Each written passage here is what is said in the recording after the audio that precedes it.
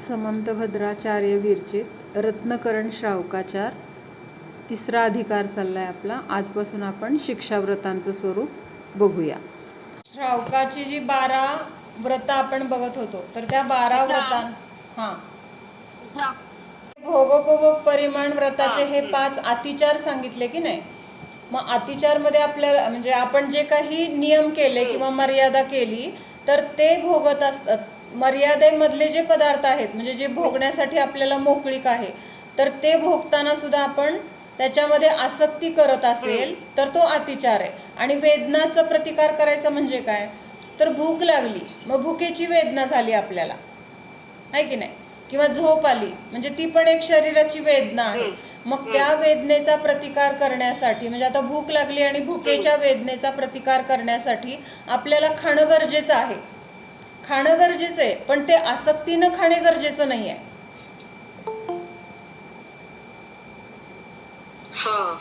म्हणजे वेदना कशाला म्हटलंय, तर इंद्रियांच्या ज्या इच्छा उत्पन्न होतात ना, त्या प्रत्येक इच्छेला वेदना म्हटलंय। इच्छा झाली की ती वेदना झाली, आणि ती इच्छा काही गरजेच्या असतील आणि काही कशा असतील, गरजेच्या नाही आहेत काही। म्हणजे आपल्याला फक्त हाव म्हणून आसक्ती म्हणून त्या इच्छा उत्पन्न होतात। पण आता हे अन्न वस्त्र निवारा ह्या मुख्य गरजा म्हटल्या जातात, किंवा आता शरीराचं पोषण होण्यासाठी अन्न घेणं गरजेचं आहे। मग ते घेत असताना अन्न तर घ्यायचं, शुद्ध पद्धतीने बघून घ्यायचं, पण ते घेत असताना त्याच्यामध्ये आसक्ती नाही पाहिजे। म्हणजे वेदना दूर करण्यासाठी अन्न घेणं गरजेचं आहे। वेदना इथं कुठल्या अपेक्षेने लावले कळलं का, म्हणजे आपल्याला फक्त हातपाय दुखलं, डोकं दुखलं, पोट दुखलं तरच वेदना वाटते, पण मुख्यतेने शरीरामध्ये प्रत्येक इंद्रियाचं म्हणजे वेदना। प्रत्येक इंद्रियांची जी मागणी आहे ना, तर ती वेदना आहे।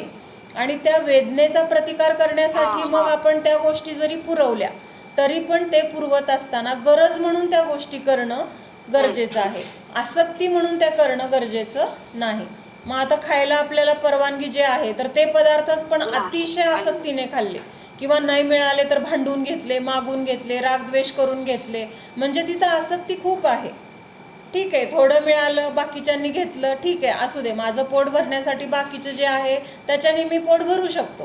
म्हणजे हा तिथं समताभाव जर असेल तर तिथं काय आहे, ती आसक्ती नाही आहे। मग किंवा ते वेदनाचा प्रतिकार करण्यासाठी किंवा भूक शमन करण्यासाठी मग जे अवेलेबल आहे तर ते शांतपणाने त्याच्यामध्ये धूम आणि अंगार दोष न करता खाणे। धूम आणि अंगार दोष सांगितले होते एकदा, म्हणजे माताजी नेहमी सांगतात आपल्याला। धूम म्हणजे काय, तर आपल्या आवडीचा जर पदार्थ असेल तर तो पदार्थ खाताना फुलून फुलून खाणे। फुलून म्हणजे किती सुंदर आहे, किती छान झालाय असं, म्हणजे त्याच्यामध्ये रमून आसक्त होऊन खाणे, तर हे काय आहे, धूम दोष आहे। आणि अंगार आहे ग, फुलणं म्हणजे अंगार ना, अंगार म्हणजे विस्तू फुलतो ना, मग अंगार दोष येतो, अंगार दोष आहे। आणि धूम म्हणजे काय, धुमसत राहणे, धुमसत राहणे, माझ्या मनाविरुद्धच केलं, मला ही भाजी आवडत नाही, मुद्दाम हीच भाजी केली, मुद्दाम आज तिखटच केली, मुद्दाम असंच केलं, थोडंच केलं, म्हणजे असं तिथं चिडचिड करून खाणं, तर त्याला काय मनामध्ये काय असतं, आपण मग सतत धुमसत असतो। तर ते धुमसत अन्न खाणे, धुमसत जेवण करणं, किंवा त्या पदार्थाविषयी आपल्याला तेवढा तसाच द्वेष वाटणं, तर हे काय आहे, धूम दोष म्हटला जातो। मग तिथं आसक्ती आहे म्हणून हे धूम आणि अंगार दोष होतात। जर आपल्याला तिथं धूम किंवा म्हणजे समताभाव असेल, आसक्ती नसेल, तर जे अन्न असेल त्याच्यामध्ये आपण सहज खाणार, त्याला चांगलं पण म्हणणार नाही, त्याला वाईट पण म्हणणार नाही। पोट भरणं म्हणजे महाराज काय म्हणतात की पोटाचा खड्डा भरून काढायचा आहे।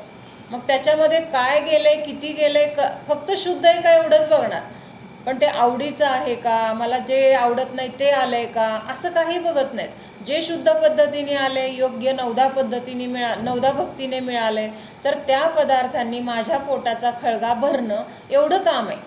त्याच्यामध्ये इष्ट अनिष्ट भाव, राग द्वेष, धूम अंगार दोष हे काहीही नाही। म्हणजे तिथं एक समताभाव आहे, आसक्ती नाही। म्हणजे त्यांनी काय केलं, वेदनेचा प्रतिकार करण्यासाठी फक्त तो खड्डा भरला, बाकी तो खड्डा भरण्यामध्ये त्यांची आसक्ती नाही आहे किंवा तिथं राग द्वेष नाही आहे। मग तसं आपण काय करतो, आपल्याला गरज असते किंवा जी आपल्या शरीराची मागणी आहे गरजेपुरती, तर त्याच्याऐवजी आपल्याला बाकीच्याच गोष्टींचा जास्त इंटरेस्ट असतो. म्हणजे आवडीची पाहिजे, हीच पाहिजे, भरपूर पाहिजे, अशीच पाहिजे. म्हणजे हे काय झालं, आसक्तीचे लक्षणं झाली. आणि जे दिले ते आनंदाने खाल्लं, तर हे काय झालं, वेदनेचा प्रतिकार करण्यासाठी खाल्लं. तर आज आपण शिक्षाव्रतांचं स्वरूप बघणार आहोत. तर आपण गुणव्रत पाहिली की नाही, म्हणजे एकूण श्रावकाची व्रत 12 सांगितली आहेत. त्याच्यामध्ये 5 अणुव्रत आहेत, 3 गुणव्रत आहेत आणि आता 4 शिक्षाव्रत आहेत. मग 5 अणुव्रत आणि 3 गुणव्रत. हां, तर हे जे आहेत, तर त्याच्यातलं आता हे शेवटचं काय आहे, तर शिक्षाव्रत सांगितलेत. शिक्षाव्रत किती आहेत, 4 आहेत. मग ह्याला शिक्षा हे नाव का सांगितलं, तर मुख्यतेने म्हणजे ह्या सगळ्याच व्रतांमधून आपल्याला मुनीचं शिक्षण, मुनिधर्माचं शिक्षण किंवा मुनिधर्माची ही एक सुरुवात करण्यासाठी आपल्याला थोडंसं ह्याच्यातून शिक्षण मिळते. पण मुख्यतः जास्त कशात आहे, तर ह्या शिक्षाव्रतांमध्ये आहे. म्हणजे ह्यातलं जे जे काही आपण आता बघणार आहोत 4 शिक्षाव्रत, तर ती मुनींच्या आयुष्यामध्ये पण ती असतात किंवा मुनीसुद्धा त्यांचं पालन त्यांच्या त्यांच्या रूपाने करत असतात. म्हणून ह्यांना काय म्हटलंय, मुनिधर्माचं शिक्षण ह्या व्रतातून मिळतं आपल्याला, म्हणून ह्याला शिक्षाव्रत असं म्हटलेलं आहे. शिक्षाव्रत का म्हटलं समजलं, ह्या व्रतांमधून आपल्याला मुनिधर्म कसा पालन करायचा किंवा मुनी झाल्यानंतर आपल्याला ह्या गोष्टींची माहिती असेल तर त्या व्रतांचं नियमांचं पालन आपण व्यवस्थित करू शकणार. तर ते पालन करण्याचं शिक्षण आत्ता आपल्याला इथं ह्या शिक्षाव्रतांमध्ये किंवा गृहस्थ अवस्थेमध्ये असताना मिळतंय, म्हणून त्याला काय म्हटलं, शिक्षाव्रत असं म्हटलेलं आहे. परत एकदा सगळे सांगा, कोण सांगतंय, अणुव्रत पण आणि गुणव्रत पण. अनुव्रत 5 आहेत. अहिंसानुव्रत, सत्यानुव्रत, अचौर्यानुव्रत, ब्रह्मचर्यानुव्रत, परिग्रह, प्रमाण अनुव्रत. गुणव्रत 3 आहेत. दिग्व्रत, अनर्थदंडव्रत आणि भोग परिमाण. तर हे काय झाले आपले 5 आणि 3 8 ही व्रत आपली बघून झालेली आहेत. आता आजपासून आपण बघणार आहोत शिक्षाव्रत. शिक्षाव्रत किती आहेत, 4 आहेत. कुठली कुठली, विपुलता मावशी सांग. ओके, मी म्हणते माझ्या पाठीमागं म्हणा. देशावकाशिकं वा, माझ्याकडे पुस्तक नाही आहे, मी दुसरीकडे आले. हा ठीक आहे. देशावकाशिकं वा,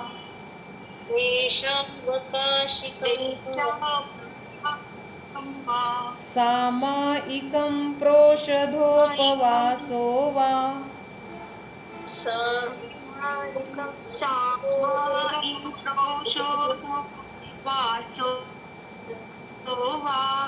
वैयावृत्तं शिक्षा,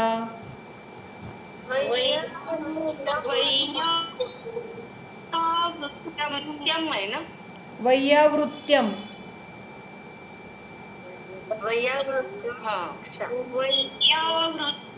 शिक्षा, व्रतानि चत्वारि शिष्टानि,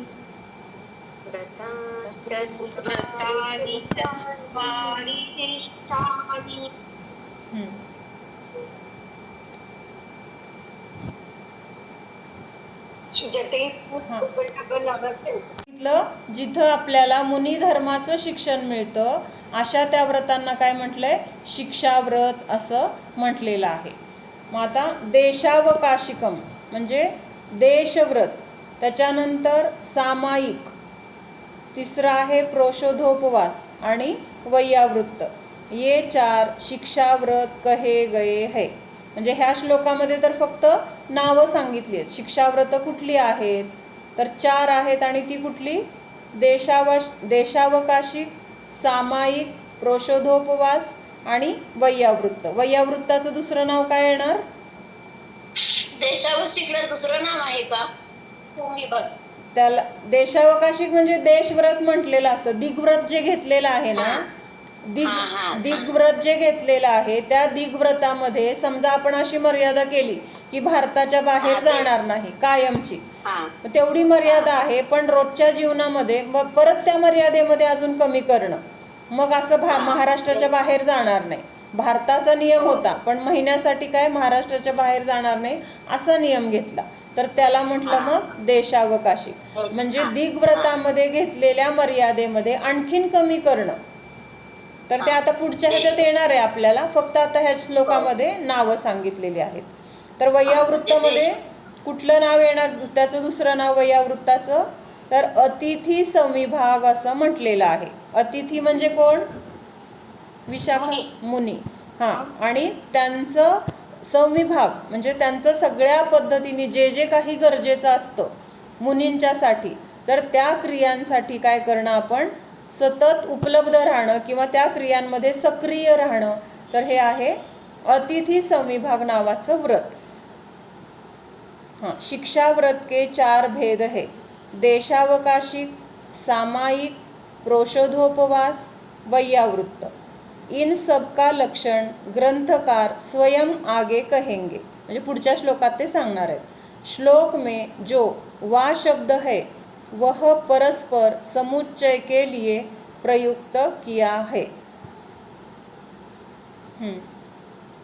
आता पुढचा श्लोक बघूया. ह्याच्यामध्ये नावच आहे त्यामुळे विश्लेषण पुढच्या ह्याच्यात येतंय आपोआप. देशावकाशिक शिक्षाव्रत म्हणजे देशावकाशिक नावाचं जे शिक्षाव्रत आहे तर त्याचं काय स्वरूप आहे तर ते ह्याच्यामध्ये सांगतायत. श्लोक म्हणूया. देशावकाशिकं स्यात्, देशावकाशिकं स्यात्, कालपरिच्छेदनेन देशस्य, कालपरिच्छेदनेन देशस्य, प्रत्यहमणुव्रतानां,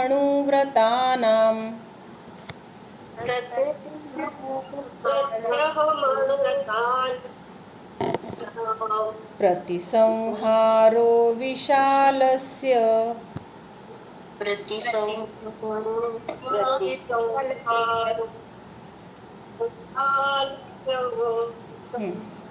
सगळे मिळून म्हणूया.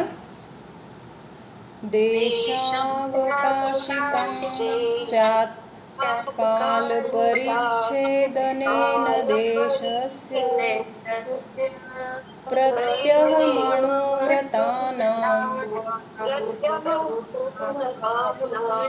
प्रतिसंहारो विशालस्य. आता ह्याच्यामध्ये काय सांगितलंय, देशावकाशिक हे जे व्रत आहे तर त्याच्यामध्ये जे आपण दिग्व्रतामध्ये क्षेत्राची मर्यादा केली होती, काय मर्यादा केली होती की ह्या 10 दिशांच्या एवढी मर्यादा सोडून त्या बाहेर मी जाणार नाही. प्रत्येक दिशाची ठराविक जी काही आपल्याला शक्य आहे गरजेची आहे तेवढी मर्यादा केली होती आणि त्याच्या बाहेर जाणार नाही असा आपण नियम त्याच्यामध्ये घेतात असं बघितलं होतं. मग जो काही नियम त्याच्यामध्ये घेतलाय तर त्याच्यामध्ये अजून काय करायचं आहे तर आणखीन कमी करून त्याचा त्याग करायचा आहे, तर ते आहे देशावकाशिक नावाचं शिक्षाव्रत. मग इथं काय सांगितलंय, दिग्व्रत में जो दशो दिशाओं की लंबी चौड़ी क्षेत्र की मर्यादा का भी काल के विभाग से, थांबा एक मिनट, लंबी चौड़ी क्षेत्र की मर्यादा की थी, इथं जरा चुकले काहीतरी, मर्यादा का भी काल के विभाग से प्रतिदिन त्याग करना. म्हणजे तेवढा मोठा जरी आपण तिथं, कारण माहीत नसतं ना आपल्या आयुष्यात आपल्याला अजून परत कुठे जावं लागेल काय लागेल, मग कायमचा नियम घ्यायचा तर सगळा विचार करून थोडी जास्त मर्यादा ठेवली जाते. मग तिथं काय रोज आपण जात येत नाही तर विनाकारण तिथं घडणाऱ्या सगळ्या पापांचा आपल्याला दोष कशासाठी, म्हणून त्या मर्यादेमध्ये सुद्धा काय करायचंय परत त्याचा त्याग करायचा आहे. आणि अगदी थोडी मर्यादा रोजच्या 1 दिवसासाठी 8 दिवसासाठी 4 महिन्यासाठी असं त्याचा त्याग करायचा आहे. तर ह्यालाच काय म्हटलंय, देशावकाशिक व्रत असं म्हटलेलं आहे. दिग्व्रत में जो दशो दिशाओं की लंबी चौड़ी क्षेत्र की मर्यादा का भी म्हणजे त्याच्यामध्ये केलेल्या मर्यादेचं सुद्धा काल के विभाग से प्रतिदिन त्याग करना, म्हणजे रोजच्या रोज ठरवायचं आज मी एवढ्या क्षेत्राच्या बाहेर जाणार नाही. तशी तर मुख्यतेने दिग्व्रतामध्ये मर्यादा झालेली आहे, पण ती मर्यादा कशी आहे, विस्तृत आहे. पुढं मागं आपल्याला काही कारणाने जावं लागतं, लग्न असतं किंवा काय तीर्थयात्रा असते किंवा अजून दुसरं काही काम असेल, आपले कोण लांबचे म्हणजे लांब नातेवाईक राहणारे असतील, म्हणजे अशा कुठल्या ना कुठल्या कारणाने आपल्याला जावं लागेल म्हणून आपण मर्यादा मोठी ठेवलेली आहे. पण आपण रोज तिकडं जात नाही किंवा त्या भागात आपल्याला रोज काही काम नाही आहे, कारण नाही आहे जायचं, तर अशा वेळेस विनाकारण तिथं घडलेल्या पापाचा दोष तरी आपल्याला का लावून घ्यायचा, म्हणून काय सांगितलंय, त्या क्षेत्राच्या मर्यादेमध्ये पण अजून मर्यादा करून बाकीच्याचा त्याग करणं. हां, काल के विभाग से प्रतिदिन त्याग करना अणुव्रत पालक श्रावकों का देशावकाशिक व्रत कहलाता है. काय सांगितलं, हां, म्हणजे दिग्व्रतामध्ये जी मर्यादा केली होती, मोठी मर्यादा केली होती दिग्व्रतामध्ये, तर त्या मर्यादेमध्ये आणखीन कमी करून, त्याचं प्रमाण आणखीन कमी करून रोजच्या जीवनामध्ये बाकीच्या क्षेत्राचा त्याग करणं, तर त्याला म्हटलं देशावकाशिक नावाचं व्रत.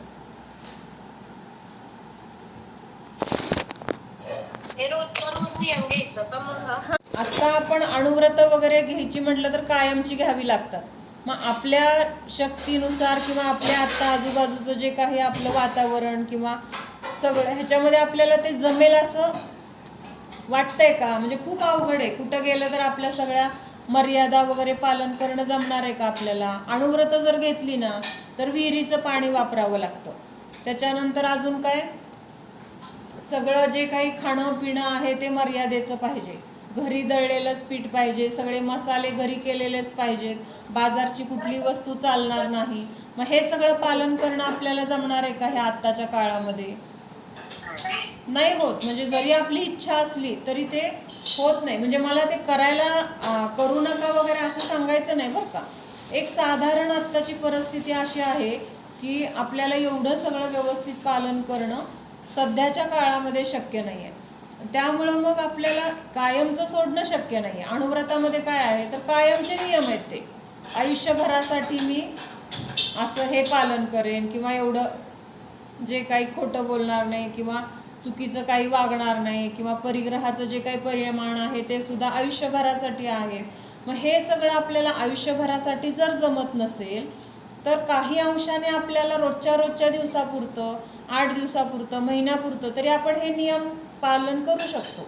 म्हणजे तेवढ्यासाठी तरी आपल्याला तिथं काय झाला, तेवढ्या काळापुरता संयम झाला किंवा तेवढा मोह आपला तेवढ्या काळासाठी का होईना कमी झाला. हे संस्कार तरी आपल्यावर होतात. मग हे हळूहळू संस्कार परत काय होणार, कायमचं त्याग करण्यापर्यंत आपल्याला नेऊन पोहोचवणार. म्हणून आता आपल्याला जमतच नाही म्हणून सगळंच सोडून द्यायचं असं नाही, तर जेवढं शक्य आहे तेवढं तरी मला करायचंय ही भावना आपली असेल तर आपल्याला मग हळूहळू सगळं पुढचं पण मोठे मोठे व्रत पण जमतील घ्यायला.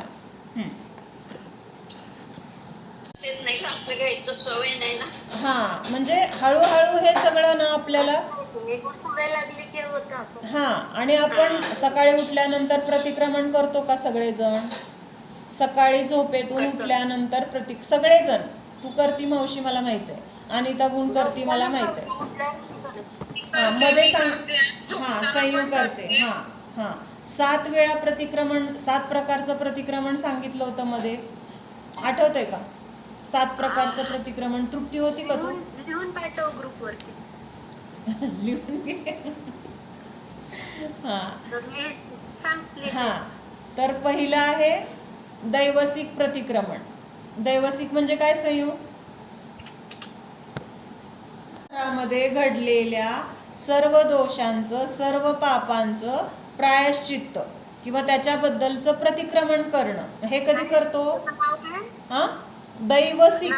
दैवसिक दैवसिक प्रतिक्रमण म्हणजे दिवसभरामध्ये घडलेल्या दोषांच्या बद्दल पश्चाताप व्यक्त करणं आणि त्याच्याबद्दल प्रतिक्रमण करणं की बाबा माझ्याकडनं हे हे दिवसभरामध्ये चुकलं आणि ते माझे दोष मिथ्या होत. तर हे काय झालं, दैवसिक प्रतिक्रमण झालं. त्याच्यानंतर दुसरं काय आहे? दुसरं कुठलं आहे संयोग? दुसऱ्या प्रतिक्रमणचं नाव आहे रात्रिक प्रतिक्रमण.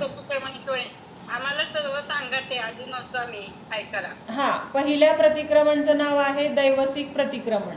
म्हणजे दिवसभरामध्ये घडलेल्या दोषांचं पश्चाताप करून प्रतिक्रमण करणे किंवा त्याच्याबद्दल क्षमायाचना करणे, तर हे आहे दैवसिक प्रतिक्रमण. त्याच्यानंतर दुसरं आहे रात्रिक प्रतिक्रमण. रात्रिक म्हणजे काय? रात्री घडलेल्या दोषांचं प्रतिक्रमण सकाळी उठल्यानंतर करणं. आता असं आपल्याला वाटणार की रात्री काय आपण झोपलेलोच असतो, आपल्याकडनं काय दोष घडणार? घडतात की नाही दोष? स्वप्नात कुणाला माझं आ कोणाबद्दल आपण काय काय विचार करतो, संकल्प विकल्प करतो, झोपेमध्ये स्वप्न पडतात, स्वप्नामध्ये आपण दिवसा करतो तसं सगळं क्रिया करत असतो की नाही? मी इकडे गेले होते स्वप्नात, ती मला भेटली होती, मग आम्ही असं खाल्लं, मग असं बोललो, असं भांडण झालं, किंवा माझी ही वस्तू सापडत नव्हती. म्हणजे त्या स्वप्नामध्ये सुद्धा आपल्याला परिग्रह सोडून दुसरं काय आठवतं का? पडतात की नाही? प्रत्येकाला स्वप्न तर पडत असतात, किंवा खूप वेळा आपल्याला काय स्वप्न पडली ते पण आठवत नसतं. म्हणजे ते सुद्धा तिथं घडलेले दोषच असतात, पण आपल्याला आठवत नाहीत. मग असे रात्रीत घडलेल्या दोषांचं प्रतिक्रमण सकाळी उठल्यावर करणं, तर हे काय आहे? रात्रिक प्रतिक्रमण. हे दोन झाले. कसं म्हणायचं? म्हणती का?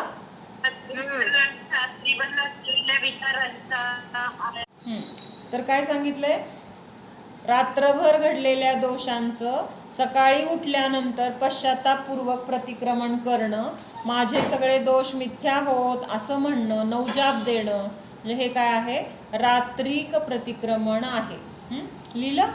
आता तिसरं प्रतिक्रमण आहे पाक्षिक प्रतिक्रमण. पाक्षिक म्हणजे एका पक्षामध्ये, पक्ष म्हणजे पंधरवाडा, 15 दिवसामध्ये घडलेल्या दोषांचं प्रतिक्रमण चतुर्दशीच्या दिवशी करणं. म्हणजे रोज सकाळी दिवसातून करणं, रात्री करणं, हे तर आपलं रेग्युलरली चालू आहे. तरी सुद्धा परत काय सांगितले? त्यातनं अजून आपले दोष काही राहिलेले असतील, प्रतिक्रमण करून सुद्धा त्याचं काहीतरी प्रमाण राहिलं असेल, किंवा ते दोष नष्ट झालेले नसतात, मग आणखीन ते दोष नष्ट होण्यासाठी, त्याची तीव्रता कमी होण्यासाठी परत काय सांगितलंय? 15 दिवसानंतर प्रतिक्रमण करणे. 15 दिवसामध्ये घडलेल्या दोषांचं प्रतिक्रमण करणं, तर हे काय आहे? पाक्षिक प्रतिक्रमण म्हटलंय ह्याला. हे कधी करतात? चतुर्दशीच्या दिवशी करतात. प्रत्येक पंधरवाड्यामध्ये एक चतुर्दशी येते. कृष्ण पक्षामध्ये पण येते आणि शुक्ल पक्षामध्ये पण चतुर्दशी येते. मग चतुर्दशीच्या दिवशी 15 दिवसामध्ये घडलेल्या दोषांचं प्रायश्चित्त प्रतिक्रमण केलं जातं.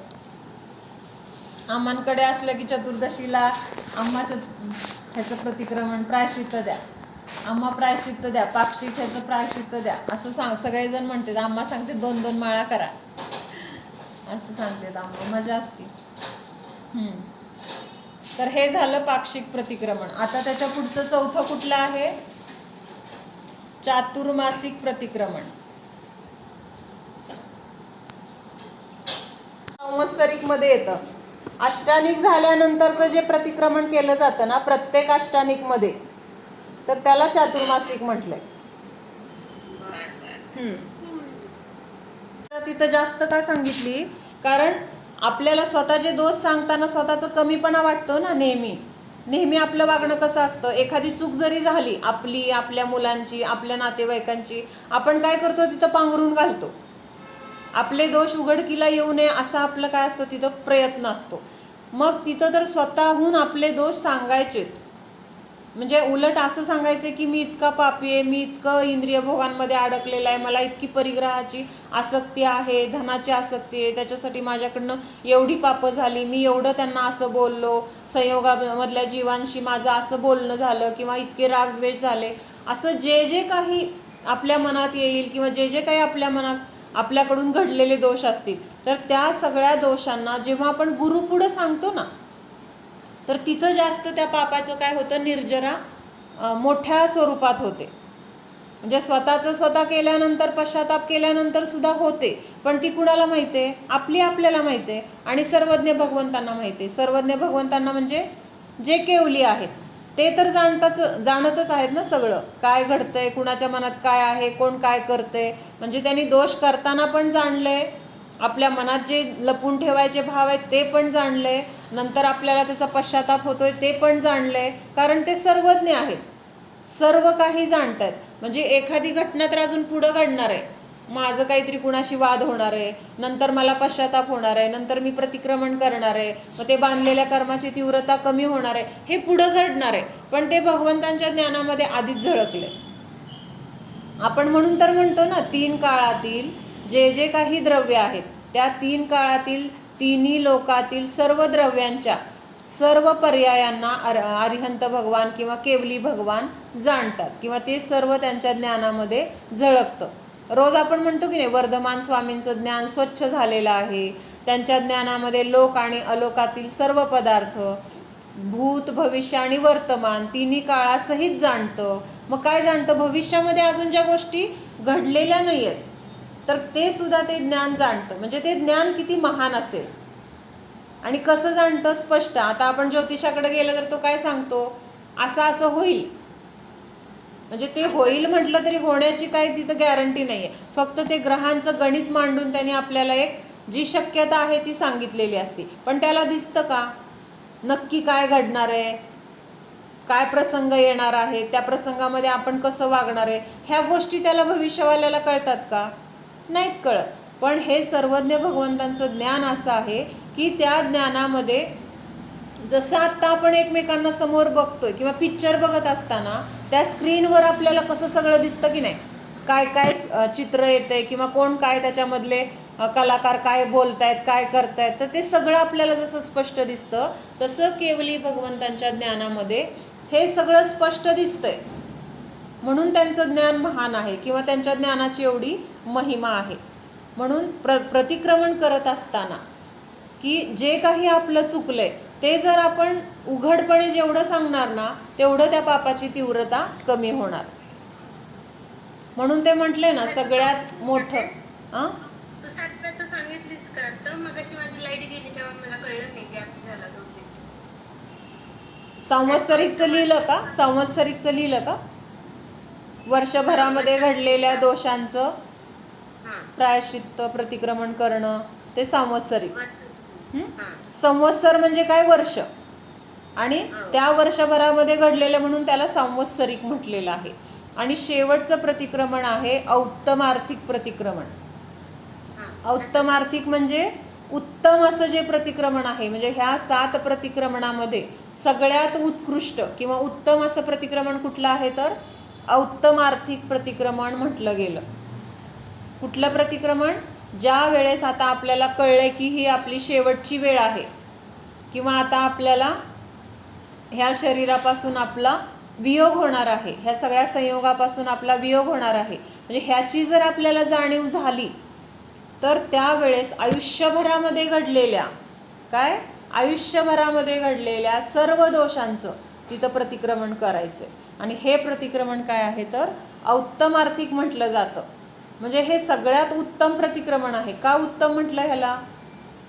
तर ह्या प्रतिक्रमणामध्ये एवढी ताकद आहे. संसाराचा त्याग का आयुष्याचा त्याग? सगळ्याच त्याग होणार आहे ना तिथं. संयोगाचा त्याग. संसाराचा म्हणजे ह्या संसारामध्ये असलेल्या सगळ्या गोष्टी, नातेवाईक, ह्याचा त्याग. हे सगळं सोडून जाणार ना आपण त्या अपेक्षेने. मग हे सगळं जेव्हा सोडणार आहे तर त्यावेळेस आपल्याला सुटणार आहे हे कळलं. आणि मग आपल्याला लक्षात आलं पाहिजे की आयुष्यभरामध्ये आपल्याकडनं काय झालं. मुख्यतेने खूप मोठी मोठी पापं झाली असतील, काही छोटी छोटी झाली असेल, आकुलता किती केली असेल, संक्लेश, कुणाला दोष दिले असतील, कुणाची निंदा केली असेल, कुणाचा अपमान केला असेल, कुणाचा तिरस्कार केला असेल, कुणावर खोटे आरोप केले असतील, कुणाचं धन लुबाडलं असेल, कितीतरी प्रकाराने आपण चुकलेला असतो. ज्ञात अवस्थेमध्ये, अज्ञात अवस्थेमध्ये, कळत न कळत, जाणून बुजून वेगवेगळ्या पद्धतीने आपल्याकडनं ह्या सगळ्या चुका झालेल्या असतात. मग ह्या सगळ्या दोषांचं प्रायश्चित्त आपल्याला करण्याची संधी म्हणजे हे ज्या त्या वेळेस तर आहेच, पण औत्तमार्थिक प्रतिक्रमण हे सगळ्यात उत्कृष्ट आहे, कारण त्यावेळेस केलेल्या ह्या प्रतिक्रमणाचं फळ म्हणून आपल्याला काय होतं, आपली पुढची गती सुधारते, पुढचा जन्म आपल्याला चांगल्या ठिकाणी, चांगल्या वातावरणामध्ये किंवा चांगल्या संयोगामध्ये असं मिळते. अनंतानुबंधी सुद्धा सुटत असेल ना क्षमा मागितल्यामुळे? नाही नाही नाही नाही, अनुबंधीचा आणि क्षमेचा संबंध नाहीये, हे सम्यक दर्शनाचा संबंध नाहीये. अनंतानुबंधी आणि सम्यक दर्शन हे केव्हा होतं, जेव्हा आपल्याला भेदविज्ञान असेल तिथंच फक्त हे अनंतानुबंधी समता आणि सम्यक दर्शनाची प्राप्ती होते. आपण किती जरी क्षमा मागितली, किती जरी रडलो, किती जरी आपल्याला पश्चाताप झाला असं वाटत असेल किंवा खरंच आपल्याला त्या गोष्टीची चुकीची जाणीव असेल, तरीसुद्धा जर भेदविज्ञान नसेल तर तिथं सम्यक दर्शन नाही. ह्या बाहेरच्या कुठल्याही क्रियेशी सम्यक दर्शनाचा संबंध नाही. सम्यक दर्शनाचा संबंध एकाच गोष्टीशी आहे की स्व आणि पर ह्याची जाणीव असं श्रद्धान एवढं पक्क पाहिजे की माझं काय आहे आणि माझं काय नाही. झोपेत जरी विचारलं तर कोण आहे, मी जीव आहे असं आपल्याला वाटलं पाहिजे. आत्ताची जी मनुष्य पर्याय, स्त्री पर्याय, कुठला तरी भूमिकेची पर्याय, हे आपलं स्वरूप नाही आहे किंवा ते म्हणजे मी नाही, हे आपल्याला पक्क विश्वास असणं ह्याला सम्यक दर्शन म्हटलंय. अनंतानुबंधी तेव्हा जाते जेव्हा हा मोह संपतो त्यावेळेस अनंतानुबंधी नष्ट होते.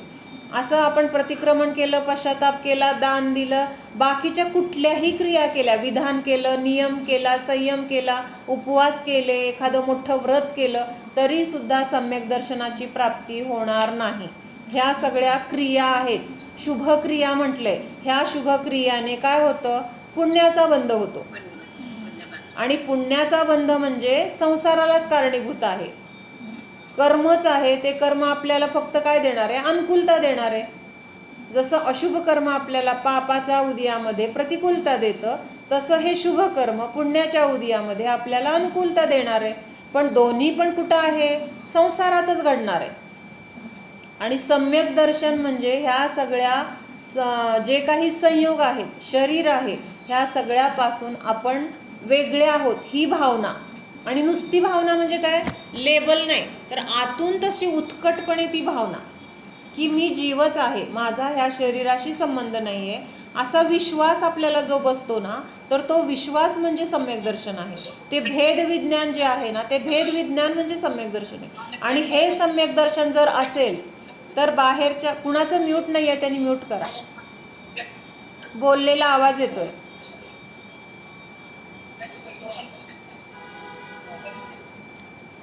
कस्तुरी म्यूट आहे का तुझं, कस्तुरी? तेच कस्तुरी, कोणी करू शकत असलं तर करा, मला येत नाही. जिथं भेद विज्ञान आहे, भेद म्हणजे काय, स्व आणि पर, असं जिथं भेद विज्ञान आहे तिथं सम्यक दर्शन आहे. मग हे सम्यक दर्शन भेद विज्ञान होण्यासाठी बाहेरच्या कुठल्या क्रियाचं काही म्हणजे तिथं त्याचा भेद विज्ञान होण्यासाठी उपयोग नाही आहे. बाहेरच्या शुभक्रिया गरजेच्या आहेत, करायला पाहिजेत, षटक्रिया वगैरे, पण त्या षटक्रिया केल्या म्हणून सम्यक दर्शन झालं किंवा त्याच्यामुळं सम्यक दर्शन होतं असं जर आपली मान्यता असेल तर आपण मिथ्यात्वी आहोत. तिथं आपल्याला अजून नक्की धर्मच कळाला नाही, सम्यक दर्शनाची गोष्ट तर लांब राहिलं. कारण कुठली पण क्रिया, शुभक्रिया हे काय आहे तर पुण्यबंधाला कारण आहे, त्याच्यामुळं कर्माचाच बंध होणार आहे, फक्त शुभ कर्माचा होईल. आणि कर्म हे काय आहे तर संसारामध्ये अडकवण्यालाच निमित्त आहे. संसारातून सोडवण्याला निमित्त आहेत का शुभक्रिया? नाही. तिथं सुद्धा आपल्याला संसारामध्ये जोपर्यंत ते पुण्यकर्म आहे तोपर्यंत आपल्याला ह्या संसारामध्येच राहावं लागणार आहे. मग आता अरिहंत भगवान आहेत, अरिहंत भगवंतांचं काय झालेलं आहे, 4 घाती कर्म नष्ट झालेली आहेत. 4 घाती कर्म नष्ट झालेली आहेत, केवल ज्ञान प्राप्त झालेलं आहे, अनंत सुख त्यांच्याजवळ आहे, पण अजून त्यांचं काय आहे, घाती कर्म नष्ट झालेली नाही आहेत. आणि घाती कर्म नष्ट झालेली नाहीत. आणि हे घाती कर्म काय करतात, घाती कर्म म्हणजे कुठली येणार, नाम, आयु, वेदनीय आणि गोत्र. मग ह्याच्यामधलं वेदनीय कर्म काय करतंय तर सगळी अनुकूलता देते. अनुकूलता म्हणजे समोसरण आहे, तिथं त्यांची अष्टप्रातिहार्य विभूती आहे, किंवा त्या भगवंतांकडे दर्शनाला येणारे सगळे अरिहंतांचे घाती कर्म नष्ट झालेत आणि अघाती कर्म अजून शिल्लक आहेत. आणि हे अघाती कर्मामध्ये वेदनीय जे कर्म आहे, तर हे वेदनीय कर्म काय करतंय, वेदनीय कर्म म्हणजे सगळी अनुकूलता देते. कारण आता अरिहंतांचं सगळं पुण्यच राहिले ना शिल्लक, पाप तर त्यांचं सगळं नष्ट झाले. मग जोपर्यंत ते पुण्य आहे शिल्लक तोपर्यंत त्यांना सिद्ध अवस्था प्राप्त होत नाही. मला हे सांगायचं की पुण्याच्या ज्या काही क्रिया आहेत किंवा ज्या शुभक्रिया आहेत, तर त्या शुभक्रियासुद्धा आपल्याला संसारामध्ये अडकवण्यालाच कारणीभूत आहेत. आणि अरिहंतांचा अजून पुण्यकर्म शिल्लक आहे. जोपर्यंत हे कर्म शिल्लक आहे तोपर्यंत त्यांना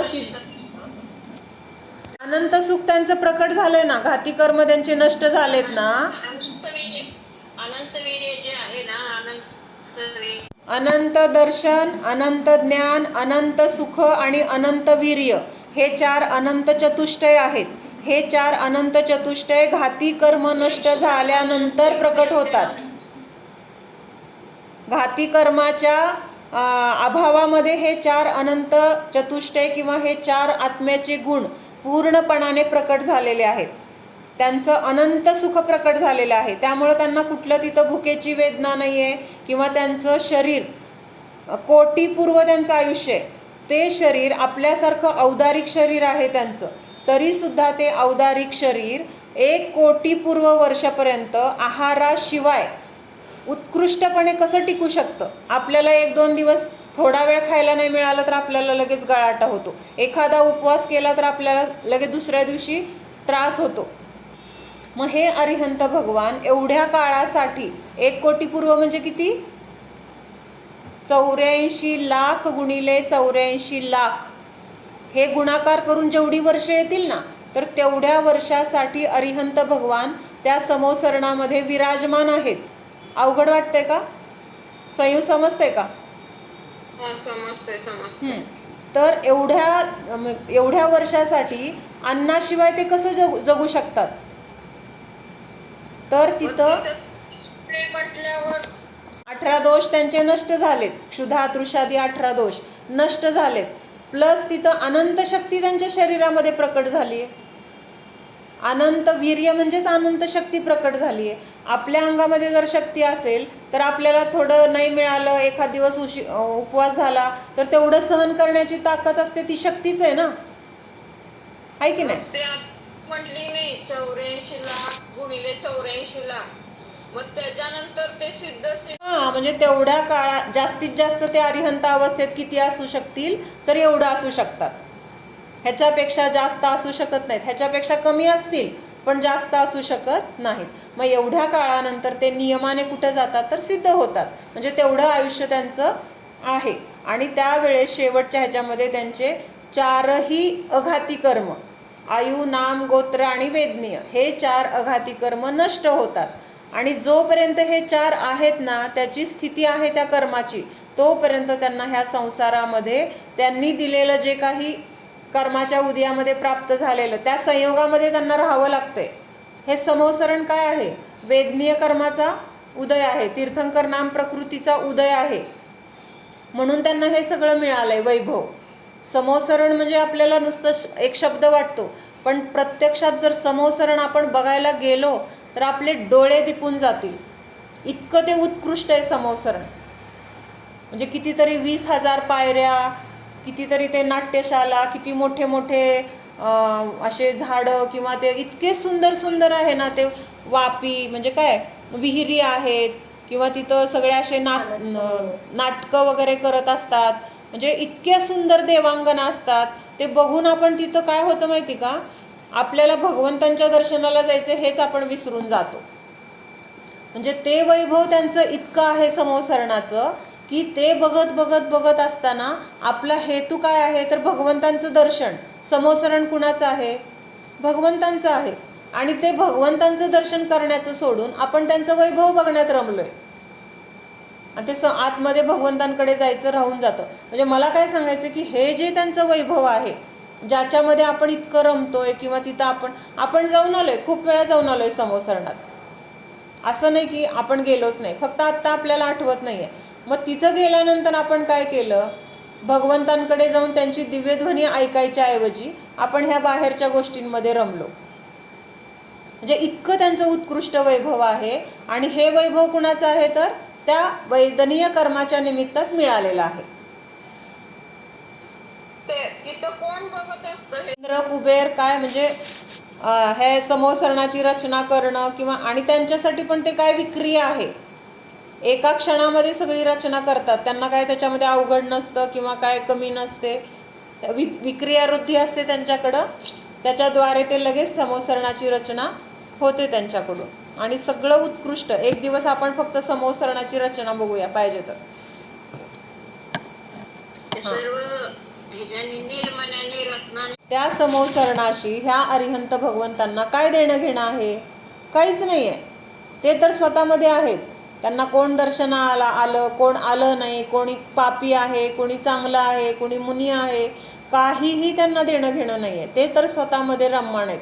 तरीसुद्धा हे सगळं पुण्य जोपर्यंत आहे तोपर्यंत त्यांना समोसरण सोडून अरिहंत अवस्था प्राप्त होत नाही. म्हणजे सम्यक दर्शन वेगळं आणि ह्या शुभक्रिया किंवा पुण्यकर्म हे वेगळं आहे. म्हणजे आता अशा खूप मान्यता आहेत बरं का, हे महत्त्वाचं आहे, पक्क लक्षात ठेवा.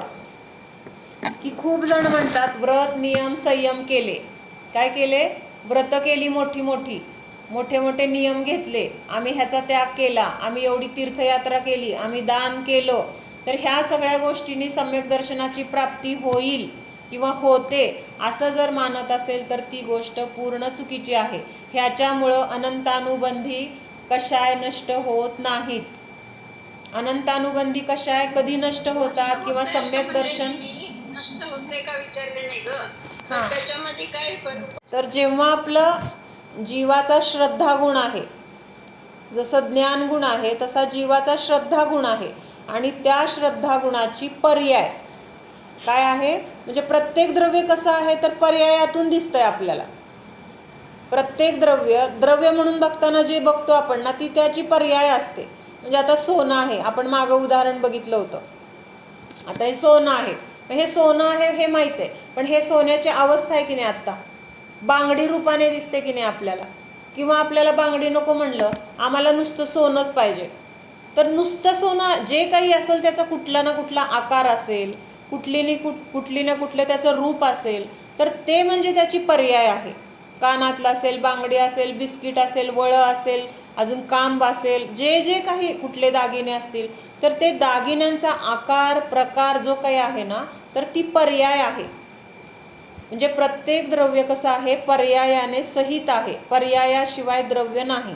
तसं आता आपण जीव आहोत, मग आपल्या जीवामध्ये अनंत गुण आहेत, तर त्या अनंत गुणांपैकी श्रद्धा नावाचा एक गुण आहे. काय आहे, श्रद्धा नावाचा गुण आहे. मग ह्या श्रद्धा गुणाची जसं आहे तशी पर्याय प्रकट होणं, काय सांगितलं, जशी आहे तशी पर्याय प्रकट होणं, तर त्याला सम्यक दर्शन म्हटलंय. आणि ह्या श्रद्धा गुणाची जसं आहे तसं न होता विपरीत पर्याय प्रकट होणं, चुकीची पर्याय, तर त्याला म्हटलं मिथ्यात्व किंवा मिथ्यादर्शन. मग आत्ता आपल्याला काय वाटतंय की हे शरीर म्हणजे मी, अशी मान्यता आहे आपली की शरीराला दुखलं मला दुखलं, शरीराला आनंद सुख झालं मला आनंद झाला. म्हणजे त्या शरीराश्रित आपण स्वतःला काय म्हणतोय, ते म्हणजे मी, किंवा त्याच्यामुळं मला सुख किंवा दुःख. मग असं आपली ही काय आहे तर विपरीत मान्यता आहे. मग ही विपरीत मान्यता का आहे, तर आपल्या श्रद्धा गुणाची विपरीत पर्याय आहे सध्या. काय आहे, त्या श्रद्धा गुणाची विपरीत पर्याय आहे. म्हणजे त्या विपरीत पर्यायामुळं आपल्याला स्व आणि पर ह्याच्यामध्ये भेद नाही होत. आपण त्या दोन्हीला एकच मानतोय, किंवा जे माझं नाही त्याला माझं मानतोय. आता हे तर माहीत झालंय सगळ्यांना, स्व आणि पर त्याच्यामध्ये आपण भेद करायला पाहिजे, किंवा हे सगळं माझ्यापासून भिन्न आहे. भले अजून श्रद्धा नसेल पण ज्ञान सगळ्यांना झालंय.